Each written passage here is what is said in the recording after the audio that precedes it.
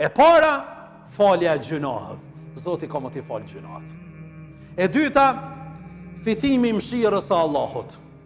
Ty ka më t'ka plu dhe t'ka kaplu mëshira Allahut. E treta, që pas Ramazanit Zoti Dhul Gjelal ka më t'dhuru risk të bollshëm dhe lumturi. Beso, shpreso, puna sidomos këtë ditë, lutje Zotit Dhul Gjelal, ka më dhonë risk të pafund dhe lumturi të pafund. E katërta, i madhi Allah Dhul Gjelal ty ta ka garantu xhenetin.